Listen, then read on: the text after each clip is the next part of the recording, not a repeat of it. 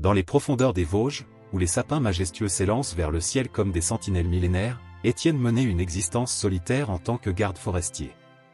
Son petit chalet en bois, niché au cœur de la forêt, était devenu son refuge, son sanctuaire. Les villageois du hameau voisin le considéraient comme un ermite, un homme mystérieux qui préférait la compagnie des arbres à celle des humains. Chaque matin, Étienne se réveillait avant l'aube, savourant le silence profond qui précédait le réveil de la forêt. Son rituel quotidien était immuable, un café noir fumant sur son porche en bois, observant les premières lueurs du jour caresser les cimes des arbres. Les années de solitude avaient creusé des rides précoces sur son visage buriné par le vent, mais ses yeux verts conservaient une étincelle de vie, reflet de sa passion pour la nature sauvage. Sa routine était simple mais significative. Il parcourait des kilomètres chaque jour, vérifiant les sentiers, repérant les traces d'animaux, et s'assurant que l'équilibre délicat de cet écosystème restait intact. Les villageois ne comprenaient pas sa dévotion, mais Étienne n'avait pas besoin de leur approbation. La forêt lui suffisait, du moins c'est ce qu'il se répétait pendant ses longues soirées solitaires. Un matin de janvier particulièrement rigoureux, alors que la neige recouvrait la forêt d'un épais manteau blanc, quelque chose bouleversa sa routine bien établie. Les flocons tombaient doucement, créant un silence ouaté qui semblait absorber même le son de ses pas. C'est alors qu'il remarqua des traces inhabituelles dans la neige fraîche. Des empreintes délicates, trop petites pour appartenir à un lynx adulte, formaient une ligne irrégulière qui disparaissait derrière un bosquet de jeunes sapins. Intrigué, Étienne suivit les traces, son cœur battant plus fort à chaque pas. Son instinct lui disait que quelque chose d'extraordinaire l'attendait. Après quelques minutes de progression prudente, il entendit un faible gémissement. Là, dans un creux entre deux rochers recouverts de neige, gisait un minuscule lynx, à peine plus grand qu'un chat domestique. Le petit félin tremblait violemment, sa patte avant droite présentant une blessure qui colorait la neige d'un rouge inquiétant. Le temps sembla se suspendre tandis qu'Étienne observait la créature blessée. Dans les yeux dorés du jeune lynx, il ne vit pas la peur habituelle des animaux sauvages face aux humains, mais une lueur de détresse qui toucha profondément son âme solitaire.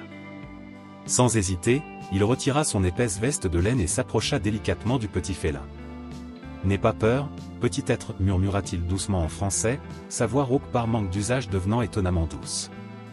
Je ne te veux aucun mal. » Contre toute attente, le lynx ne tenta pas de fuir lorsqu'Étienne l'enveloppa précautionneusement dans sa veste. Peut-être était-il trop faible pour résister, ou peut-être avait-il senti que cet homme solitaire représentait sa seule chance de survie. En le portant contre sa poitrine, Étienne sentit une chaleur inhabituelle envahir son cœur, comme si un lien invisible venait de se tisser entre leurs deux solitudes. Ce qu'Étienne ignorait encore, c'est que ce matin d'hiver marquerait le début d'une histoire extraordinaire, une histoire qui transformerait non seulement sa vie, mais également sa perception du monde sauvage qu'il pensait si bien connaître. Le destin venait de placer sur son chemin une créature qui allait bouleverser toutes ses certitudes et l'entraîner dans une aventure aussi inattendue que miraculeuse. De retour dans son chalet, Étienne installa délicatement le petit lynx près de la cheminée, sur un lit improvisé fait de couvertures usées. Ses mains, habituées aux travaux rudes de la forêt, devinrent étonnamment agiles lorsqu'il commença à nettoyer la blessure du félin. Le jeune animal, qu'il décida d'appeler Loup, restait remarquablement calme, comme s'il comprenait les intentions bienveillantes de son sauveur. Les jours suivants établirent une routine nouvelle dans la vie d'Étienne. Chaque matin, il préparait un mélange de lait tiède enrichi de nutriments pour Loup, et passait de longues heures à observer le petit félin reprendre des forces. La patte blessée guérissait lentement, mais la vivacité dans les yeux de Loup grandissait jour après jour. Le garde forestier découvrit en lui-même une patience et une tendresse qu'il ne soupçonnait pas, parlant doucement à son protégé pendant qu'il changeait ses pansements ou lui prodiguait des soins. Un soir, alors qu'Étienne lisait près du feu, Loup se traîna jusqu'à ses pieds et s'installa contre sa jambe, ronronnant doucement. Ce simple geste de confiance émut profondément le garde forestier. Pour la première fois depuis des années, des larmes silencieuses coulèrent sur ses joues tannées par le soleil. Cette créature sauvage venait de lui offrir quelque chose qu'il avait oublié, le sentiment d'être nécessaire à quelqu'un. Avec le printemps qui approchait, Loup commença à montrer des signes d'amélioration significatifs. Sa démarche devint plus assurée, et sa curiosité naturelle le poussait à explorer chaque recoin du chalet. Étienne remarqua que le jeune lynx le suivait partout, imitant ses gestes avec une intelligence surprenante. Lorsqu'il préparait son sac pour ses patrouilles quotidiennes, Loup se postait près de la porte, les yeux pleins d'espoir. Un matin particulièrement doux, Étienne décida de permettre à Lou de l'accompagner dans sa ronde. Le comportement du lynx le stupéfia. Loin d'être effrayé par le retour dans son environnement naturel, Lou semblait s'épanouir, tout en restant constamment attentif à la présence d'Étienne.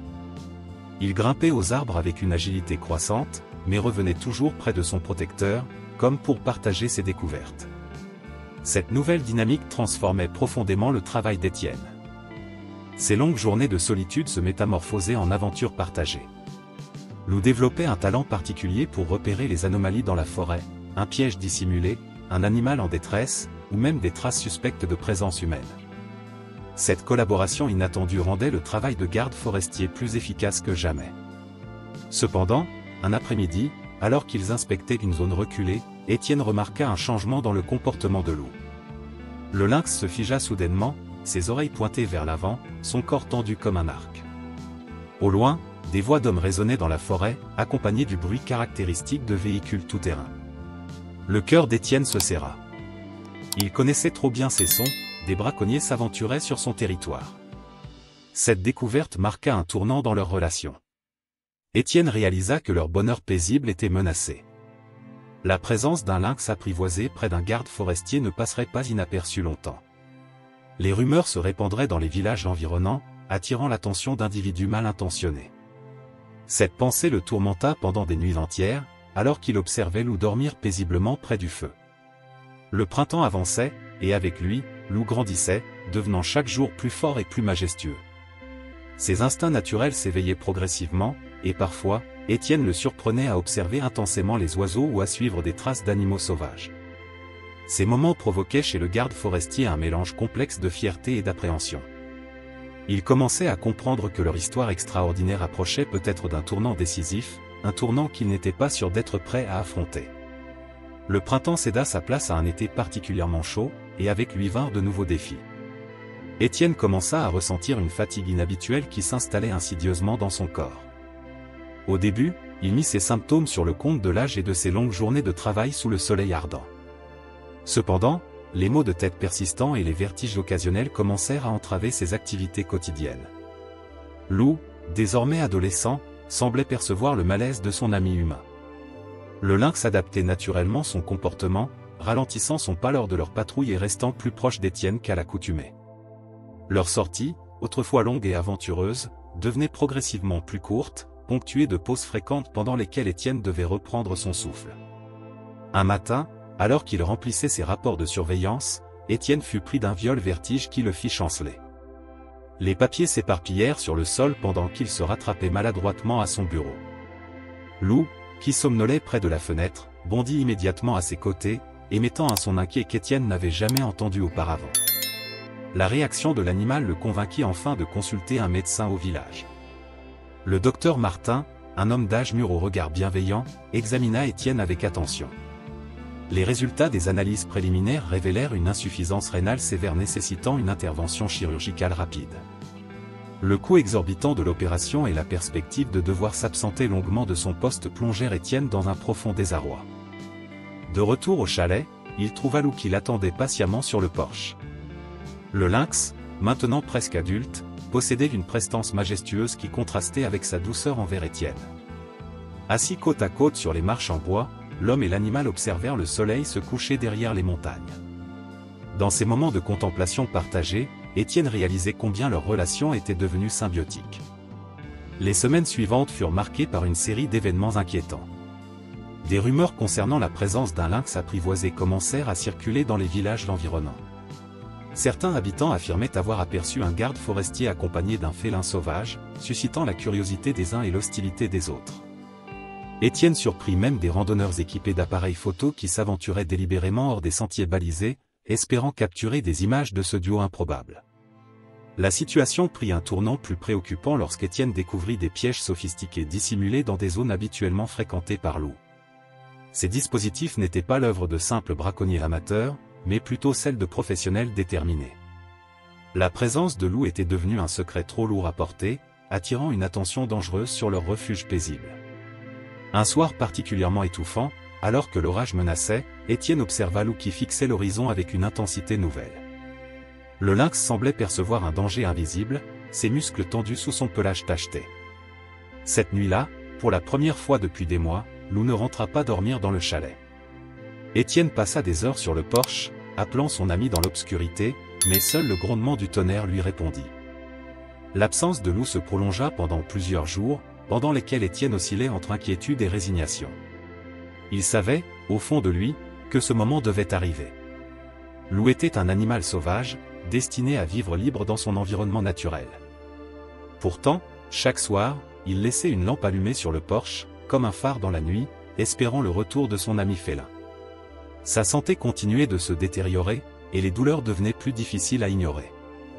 Les nuits solitaires lui semblaient interminables, peuplées de souvenirs des moments partagés avec Lou. Dans ces moments de solitude retrouvés, Étienne commençait à comprendre que leur séparation n'était peut-être pas seulement nécessaire pour Lou, mais aussi pour lui-même. Il devait affronter ses propres défis, et la présence du lynx, aussi réconfortante soit-elle, ne pouvait pas le protéger de cette réalité. L'été s'intensifiait, transformant la forêt en une poudrière potentielle. La canicule persistante avait asséché la végétation, rendant chaque brindille aussi inflammable que l'amadou. Étienne, malgré sa santé déclinante, redoublait de vigilance. Ses supérieurs avaient émis plusieurs alertes concernant les risques d'incendie, et il savait que la moindre étincelle pourrait déclencher une catastrophe. Ses journées étaient devenues un combat constant contre sa propre faiblesse. Les symptômes de sa maladie s'aggravaient, ses jambes le portaient avec de plus en plus de difficultés, et des sueurs froides le surprenaient à n'importe quel moment.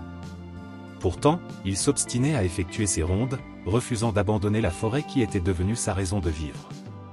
Un après-midi particulièrement étouffant, alors que le soleil transformait l'air en une chape de plomb, Étienne aperçut une mince colonne de fumée s'élevant à l'horizon. Son cœur se serra. Il contacta immédiatement les services d'urgence, mais savait que les secours mettraient du temps à arriver dans cette zone reculée. Sans hésiter, il se dirigea vers la source de l'incendie, conscient que chaque minute comptait. L'odeur âcre de la fumée devint rapidement plus intense, et le crépitement des flammes résonnait comme un présage funeste. Le feu, alimenté par la végétation desséchée, progressait avec une rapidité terrifiante. Étienne tentait d'évaluer la situation pour guider les pompiers, mais la fumée de plus en plus dense rendait l'orientation difficile. Soudain, une rafale de vent changea la direction des flammes. En quelques secondes, Étienne se retrouva encerclé par le feu. La chaleur était insupportable, et l'air devenait irrespirable. Il essaya de rebrousser chemin, mais la fumée épaisse l'aveuglait. Ses poumons brûlaient, et ses jambes, affaiblies par la maladie, menaçaient de céder sous son poids. Dans sa confusion, il trébucha sur une racine et s'effondra. La panique commençait à l'envahir lorsqu'un son familier perça le vacarme de l'incendie. Un cri rauque, presque un rugissement, qu'il aurait reconnu entre mille. À travers le rideau de fumée, une silhouette féline se dessina. Lou était là, plus majestueux que jamais, son pelage brillant contrastant avec l'obscurité ambiante. Le lynx s'approcha d'Étienne avec une détermination farouche. Ses yeux dorés, reflétant les flammes environnantes, semblaient dire « Suis-moi ». Sans hésitation, Lou commença à se frayer un chemin à travers la fumée, s'arrêtant régulièrement pour s'assurer qu'Étienne le suivait. Le garde forestier, puisant dans ses dernières forces, se releva et emboîta le pas à son ancien compagnon. Lou guidait Étienne avec une assurance stupéfiante, comme s'il connaissait chaque recoin de la forêt. Il évitait instinctivement les zones où le feu était le plus intense, choisissant des passages que même Étienne, avec toute son expérience, n'aurait pas repérés. La fumée restait dense, mais Lou ne montrait aucune hésitation dans sa progression. Leurs pas les menèrent jusqu'à une petite clairière bordée par un ruisseau, où l'air était plus respirable. Étienne s'effondra au bord de l'eau, ses poumons cherchant désespérément de l'oxygène. Lou resta à ses côtés, vigilant, pendant que le bruit de l'incendie s'éloignait progressivement. Dans cette accalmie inattendue, Étienne réalisa que son ami venait de lui sauver la vie. Le lynx s'assit près de lui, maintenant une distance respectueuse mais protectrice. Ses yeux ne quittaient pas Étienne, comme s'il évaluait son état. Dans ce regard, le garde forestier lisait une intelligence et une compassion qui dépassaient toute explication rationnelle. Lou n'était pas simplement revenu par hasard, il avait choisi de revenir, guidé par un instinct plus profond que la simple survie. Dans les jours qui suivirent l'incendie, la forêt porta les cicatrices visibles du désastre évité de justesse. Les pompiers avaient finalement maîtrisé les flammes, mais une partie du territoire d'Étienne restait marquée par des traces de brûlure. Paradoxalement, cette dévastation partielle avait eu un effet inattendu sur le garde forestier, elle avait ravivé en lui une étincelle de vie. L'intervention miraculeuse de Lou avait profondément ébranlé Étienne. Ce sauvetage extraordinaire lui avait fait comprendre qu'il ne pouvait plus ignorer sa propre santé. Le lendemain de l'incendie, encore secoué par les événements, il prit une décision qui allait changer le cours de sa vie. Il contacta le docteur Martin pour accepter l'opération qu'il avait jusqu'alors refusée. La nouvelle de son sauvetage par un lynx s'était répandue comme une traînée de poudre dans la région. L'histoire avait attiré l'attention des médias locaux, et bientôt, des articles commencèrent à paraître sur ce garde forestier solitaire et son mystérieux protecteur animal. Cette publicité inattendue eut un effet surprenant, une association de protection de la nature, touchée par cette histoire extraordinaire, proposa de prendre en charge les frais de son opération. Pendant sa convalescence à l'hôpital, Étienne reçut un soutien inattendu de la communauté locale. Les villageois, qu'il avait longtemps considéré comme un ermite excentrique, venaient régulièrement prendre de ses nouvelles. Certains lui apportaient des plats faits maison, d'autres partageaient des histoires sur les animaux sauvages qu'ils avaient aperçus près de chez eux. Cette vague de sympathie révéla à Étienne que sa solitude n'était peut-être pas aussi nécessaire qu'il l'avait cru. Les semaines passèrent, et sa récupération progressait favorablement. Pendant son absence, ses collègues gardes forestiers s'étaient relayés pour surveiller son territoire. Chacun d'eux rapportait avoir aperçu un magnifique lynx qui semblait patrouiller dans la zone, comme s'il montait la garde. Ces témoignages réchauffaient le cœur d'Étienne, lui donnant la force nécessaire pour poursuivre sa rééducation. Un mois après son opération, Étienne put enfin retourner dans son chalet.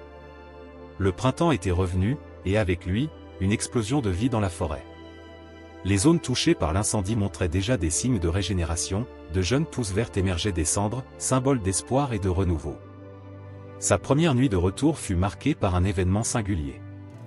Alors qu'il était assis sur son porche, savourant la fraîcheur du soir, un bruit familier attira son attention. Lou se tenait à la lisière de la forêt, majestueux dans la lumière déclinante.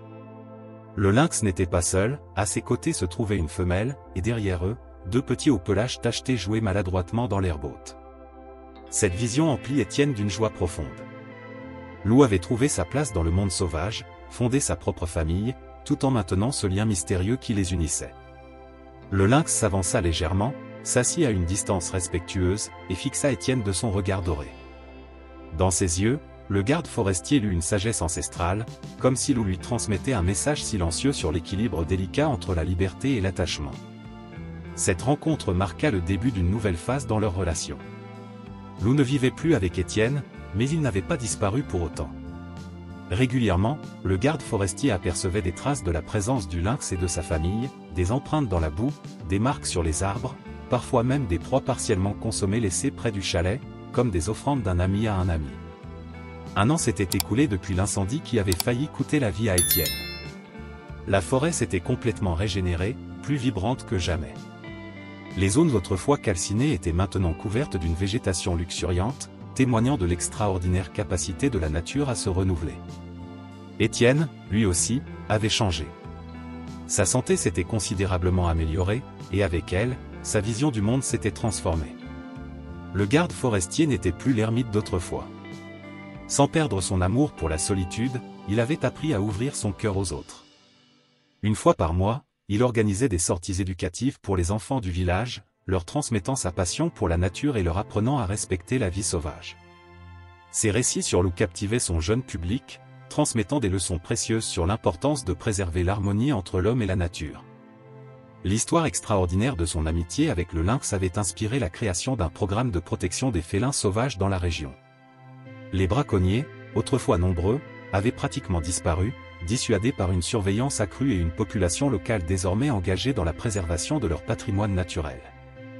Lou continuait d'apparaître périodiquement, toujours accompagné de sa famille qui s'était agrandie. Ces petits étaient devenus des lynx adolescents, aussi majestueux que leur père. Étienne avait le privilège rare d'observer leur développement à distance, témoin silencieux de leur apprentissage de la vie sauvage. Chaque apparition était un cadeau, un rappel de ce lien unique qui transcendait les barrières entre les espèces. Un soir d'automne, alors que les premières étoiles apparaissaient dans le ciel, Étienne eut une vision qui restera à jamais gravée dans sa mémoire.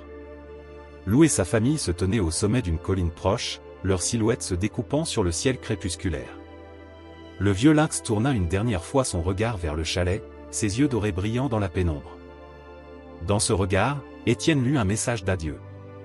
Il comprit que c'était leur dernière rencontre, que Lou lui faisait ses adieux définitifs. Cette fois, la séparation n'était pas douloureuse. Elle était empreinte d'une douce mélancolie, mais aussi d'une profonde gratitude. Leur histoire avait accompli son œuvre, elle avait transformé non seulement leur vie, mais aussi celle de tous ceux qui les entouraient. L'héritage de leur amitié extraordinaire continuerait à vivre à travers les générations futures. Aujourd'hui, Étienne continue sa mission avec une énergie renouvelée. Son chalet est devenu un centre d'accueil pour la protection de la faune sauvage, où il partage son expérience avec les jeunes gardes forestiers. Sur son bureau trône une photo en noir et blanc, celle d'un lynx majestueux observant l'horizon depuis le porche d'un petit chalet de montagne. Cette image, plus qu'une simple photographie, est le témoignage d'une vérité universelle: l'amour et l'amitié peuvent transcender toutes les barrières, même celles que la nature semble avoir érigées. Fin de l'histoire, chers auditeurs, nous espérons que l'histoire extraordinaire d'Étienne et Lou vous a touché autant qu'elle nous a émus. Pour prolonger cette expérience unique, nous avons créé une playlist spéciale regroupant d'autres récits captivants sur les liens mystérieux entre l'homme et la nature sauvage. Vous la trouverez en cliquant sur le lien à gauche de votre écran. Si cette histoire vous a plu, n'oubliez pas de vous abonner à notre chaîne et de laisser un « j'aime » à la vidéo. Chaque jour, nous partageons des histoires uniques qui explorent la complexité et la beauté de la vie. Nous vous attendons dans les commentaires pour partager vos propres expériences et émotions. À très bientôt pour de nouvelles aventures.